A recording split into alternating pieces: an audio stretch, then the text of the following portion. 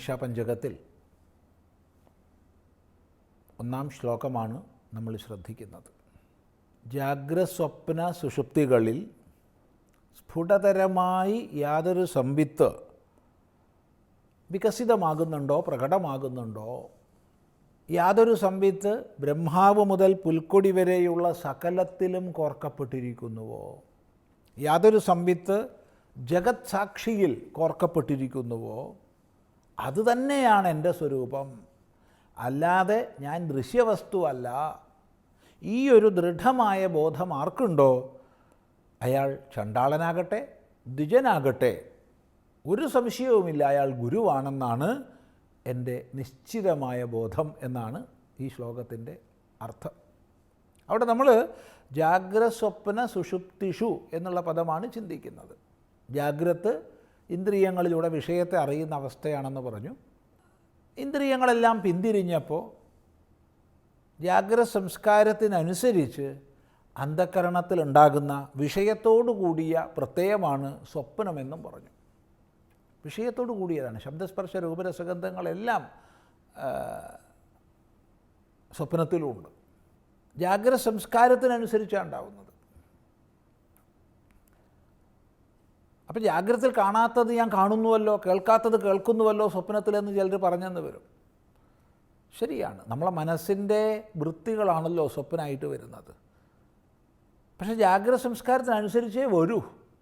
ഉദാഹരണത്തിന് ജാഗ്രതയിൽ ഞാനൊരു ആനയെ കണ്ടു, ജാഗ്രതയിൽ ഞാനൊരു കാക്കയെ കണ്ടു, സ്വപ്നത്തിൽ ചിലപ്പോൾ ഞാൻ ചിറകുള്ള ആനയെ കാണും, ആന പറന്നു വരുന്നതൊക്കെ കാണും. അപ്പം അത് നമ്മുടെ മനസ്സ് ജാഗ്രത സംസ്കാരത്തിൽ നിന്ന് നേടിയതിനെ ചേർക്കുകയാണ്. അതെല്ലാം സ്വപ്നത്തിലുണ്ടാവും. പക്ഷേ അത് വിഷയത്തോട് കൂടിയതാണെന്നും ജാഗ്രത സംസ്കാരത്തിനനുസരിച്ചിട്ടുള്ളതാണെന്നുള്ളതിലും സംശയമില്ല. ഈ രണ്ടവസ്ഥയും കടന്നാലോ നമ്മൾ സുഷുപ്തിയിലേക്കാണ് എത്തുന്നത്. സുഷുപ്തി എന്ന് പറഞ്ഞാൽ ഗാഠനിദ്ര. എന്താണ് സുഷുപ്തിയുടെ ലക്ഷണം?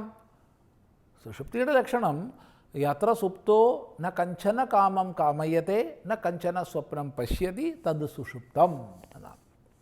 ഉറങ്ങിയവൻ ഏതൊരവസ്ഥയിലാണോ ഒരു കാമത്തെയും കാമിക്കാത്തത്, ഒരു സ്വപ്നത്തെയും കാണാത്തത്, ആ അവസ്ഥയാണ് സുഷുപ്തി. ഗാഠം നിദ്ര, ഗാഠമായ ഉറക്കം. ഇങ്ങനെ 3 അവസ്ഥകളിലൂടെയാണ് നമ്മൾ പ്രതിദിനം കടന്നു പോകുന്നത്. ഈ 3 അവസ്ഥകളിലും സ്ഫുടതരമായിട്ട് സ്പഷ്ടതരമായിട്ട് സംവിത്ത് നിലകൊള്ളുന്നുണ്ട്, പ്രകാശിക്കുന്നുണ്ട്, വികസിക്കുന്നുണ്ട്. സംവിത്ത് എന്ന് പറഞ്ഞാൽ സമ്യക് വേത്തീതി സംവിത്ത്, നല്ലപോലെ അറിയുന്ന ഭാവമാണ്. അപ്പം ജാഗ്രതയിൽ വിവിധങ്ങളായ വിഷയങ്ങളെ അറിഞ്ഞു, സ്ഥൂലങ്ങളായവയെ. സ്വപ്നത്തിൽ വിവിധങ്ങളായ വിഷയങ്ങളെ അറിഞ്ഞു, സൂക്ഷ്മ വിഷയങ്ങളെ. സുഷുപ്തിയിൽ ആനന്ദത്തെ അറിഞ്ഞു. അവിടെ അറിയുക എന്നുള്ളത് 3-ലുണ്ട്. അതുകൊണ്ട് തന്നെ അറിയുന്ന ഭാവം ഈ 3-ലുണ്ട്. ഇതാണ് പറഞ്ഞത്, ജാഗ്രത സ്വപ്ന സുഷുപ്തികളിൽ സ്ഫുടതരമായി യാതൊരു അറിയുന്ന ഭാവം വികസിതമാണോ, നിലകൊള്ളുന്നുവോ, യാതൊരു സംവിദ്ഭാവം ബ്രഹ്മാദിപിപീലികാന്തതനുഷുപ്രോത, ബ്രഹ്മാവ് മുതൽ ഉറുമ്പ് വരെയുള്ള എല്ലാ ജീവരാശിയിലും തന്നെ യാതൊരു ജീവഭാവം സംവിദ്ഭാവമുണ്ടോ? ജീവന്മാരിൽ ഏറ്റവും ഉയർന്നതായിട്ടാണ് ദേവന്മാരെ പറയുക. ആ ദേവന്മാരിൽ പ്രഥമനായിട്ടാണ് ബ്രഹ്മാവിനെ പറയുക. ബ്രഹ്മാ ദേവാനാം പ്രഥമ സംബഭൂവ എന്ന് ശ്രുതി തന്നെയുണ്ട്. അതുകൊണ്ടാണ് ബ്രഹ്മാദി പറഞ്ഞത്. അവിടെ നിന്ന് താഴോട്ട് വന്നിട്ട് ഇവിടെ ഉറുമ്പ് വരെ എന്ന് പറഞ്ഞു. ഉറുമ്പിനേക്കാൾ താഴോട്ട് പോകാം, നമുക്ക് ഏകകോശ ജീവികൾ വരെ പോകാം, ഏകകോശ സസ്യങ്ങൾ വരെ പോകാം, വിരോധമില്ല, അതൊക്കെ ജീവനാണ്. എങ്കിലും സ്ഥൂലദൃഷ്ടിയ വളരെ മനസ്സിലാക്കാൻ എളുപ്പമുള്ള ചെറിയൊന്നിനെ പറഞ്ഞു, ഉറുമ്പ്. അപ്പോൾ ബ്രഹ്മാവ് മുതൽ ഉറുമ്പ് വരെ എല്ലാത്തിലും അറിയുന്ന ജീവഭാവമുണ്ട്. അവരെല്ലാം അനുകൂലമായതിനെയും പ്രതികൂലമായതിനെയും വേർതിരിച്ച് അറിയുന്നുണ്ട്, അറിവുണ്ട്. അറിവിൽ നിന്നാണ് പ്രവർത്തനം വരുന്നത്. ഇപ്പം ബ്രഹ്മാവ് മുതൽ പുൽക്കൊടി വരെ സകലത്തിലും, അല്ലെങ്കിൽ ഉറുമ്പ് വരെ സകലത്തിലും യാതൊരു സംവിത്ത്, യാതൊരു അറിയുന്ന ഭാവം, ചൈതന്യഭാവം കോർക്കപ്പെട്ടിട്ടുണ്ടോ, അനുസ്യൂതമായിട്ടുണ്ടോ? മൂന്നാമതായിട്ട് പറയുകയാണ്, യാതൊരു സംവിത്ത് ജഗത് സാക്ഷിണി പ്രോത. ജഗത് സാക്ഷി, ജഗത്തിന് മുഴുവൻ സാക്ഷിയായവൻ ഈശ്വരൻ. ജഗത്തിന് മുഴുവൻ സാക്ഷിയായവൻ ഈശ്വരൻ. ഈശ്വരനിൽ യാതൊരു സംവിദ്ഭാവമുണ്ടോ? എല്ലാം അറിയുന്ന ഭാവം. അപ്പോൾ ഇവിടെ എന്നിൽ ജാഗ്രസ്വപ്നം സുഷുപ്തി എന്നീ അവസ്ഥകളിൽ അവസ്ഥാതീതമായി നിലകൊള്ളുന്ന ബോധവും ബ്രഹ്മാവ് മുതൽ പുൽക്കൊടി വരെ സകലത്തിലും ഏകഭാവത്തിൽ കോർക്കപ്പെട്ട ബോധവും ഈശ്വരനിൽ സകലത്തെയും അറിയുന്ന ബോധവും യാതൊന്നാണോ അതൊന്നാണ്.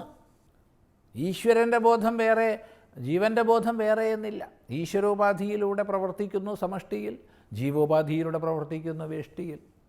എല്ലാത്തിലും കുടികൊള്ളുന്ന ചൈതന്യ സ്വരൂപമേകമാണ്. ആ ചൈതന്യ സ്വരൂപമാണ് ഞാൻ. സാ ഏവ അഹം. ജീവനായും ജഗത്തായും ഈശ്വരനായും എല്ലാം പ്രകാശിക്കുന്ന ബോധമാണ് ഞാൻ, സംവിത്താണ് ഞാൻ. നച ദൃശ്യവസ്തു, അല്ലാതെ ദൃശ്യവസ്തുവല്ല. ശരീരം ദൃശ്യവസ്തുവാണ്, എൻ്റെ എന്ന് നമ്മളാൽ അറിയപ്പെടുന്നതാണ്.